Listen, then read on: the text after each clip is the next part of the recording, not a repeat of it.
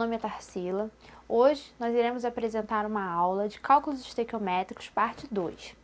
Hoje nós veremos nessa aula tipos de cálculos de volumes, a partir da lei de Gay-Lussac. Nós veremos que podemos calcular os volumes quando eles não estão nas condições normais de temperatura e pressão. Nós também veremos casos particulares de cálculos estequiométricos, como quando nós temos rendimento, pureza, excesso de reagentes e também reações consecutivas. Bom, volume fora das CNTP. Em vários problemas envolvendo substâncias gasosas, fala-se de condições normais de pressão e temperatura. As condições normais de temperatura e pressão é quando nós temos a temperatura a 0 graus Celsius e a pressão a 1 atm. Dessa forma, quando nós temos essas condições normais, o volume dos gases será um volume ideal que é de 22,4 litros.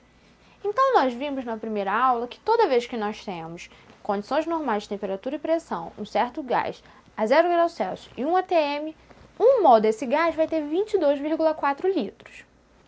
A forma pela qual nós descobrimos que 1 mol desse gás tem 22,4 litros é através da equação PV igual a nRT.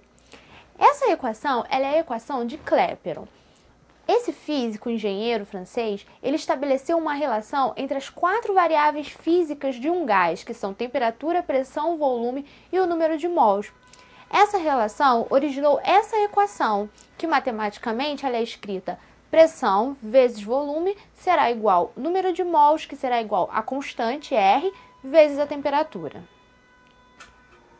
Onde nós temos que R é uma constante universal dos gases e o valor dela pode ser dado em 0,082 atm vezes litro sobre mol vezes Kelvin. Essas serão as unidades que nós adotaremos nos nossos cálculos e o valor para a constante. E o N dessa fórmula, ele é o número de mols do gás, cujo valor ele pode ser determinado a partir da razão entre a massa do gás e a massa molar do mesmo. Ou seja, para nós descobrirmos o número de mols de uma certa substância, nós faremos a massa da amostra sobre a massa molar dela, quantas gramas ela possui por mol. Então, considerando esse valor para a constante de 0,082, nós veremos que, para a equação PV igual a nRT, serão utilizadas as seguintes unidades.